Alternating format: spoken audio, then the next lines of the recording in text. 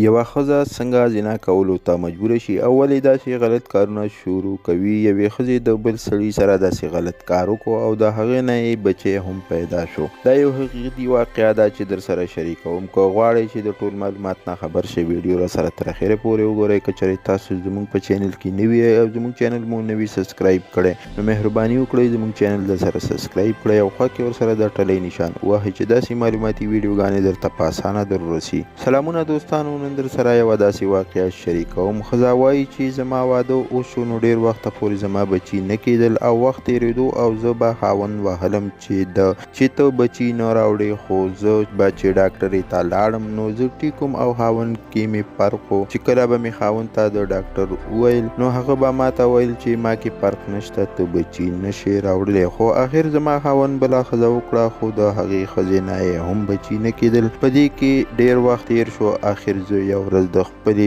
بنې سره د هغې د ماماګانو کره لاړم چې لږ وخت بعد یې د ماما زوی راغی او د هغې سره یې ګپ شپ ولګولو. هغه د کور نه ووتو خو بنې مې ماته داسې خبره وکړه چې دی هلک سره به زنا وکړو او چاته به نه وایي او بچي به مې پیدا شي. نو ما هم ورته وویل چې ټیک ده او بیا یې هغه هلک راوستو. نو اول ورسره ما غلط کار وکړو او بیا ورسره هغې زنا وکړه، خو د وخت پوره کېدو سره زما زوی پیدا شو او د هغې لور وشوه او په کور کې ټول خوشحاله وو. خو چاته هم پته نه وه چې دا دواړه حرمونې دي. خو ما له دې ګناه نه توبه وایسته او بنه مې لا اوس هم په دې کار اخته ده. دوستانو، هر کله چې په کور کې داسې واقعه مخې ته راځي نو پکار دي چې ښځه او خاوند یې ډاکټر ته لاړ شي او خپل علاج یې وکړي چې معلومات وشي. دوستانو، خاوند لا پکار دي چې داسې ځای ته ښځې نه پرېږدي چې هلته دوی داسې غلط کارونه وکړي او نه دي پکار چې ښځې باندې داسې زیاتې کوي چې ښځه داسې غلط کار ته مجبوره شي. دوستانو، بچي ورکول او نه ورکول د الله تعالی کار دی. موږ له پکار دي چې په هر وخت کې د الله تعالی نه شکر ادا کړو او الله تعالی دې هر مسلمان له داسې غلط کارونه په امان کړي. دوستانو، دا و د نن ورځ یو حقیقي خبر چې در سره مو شریک کو. که ویډیو مو خوښه شوي وي نو ویډیو در سره لایک او شیر کړئ. چینل در سره ضرور سبسکرایب کړئ. مننه کوم چې ویډیو را سره تر اخره پورې وکتله او د بلې ویډیو پورې د لوی الله په امان.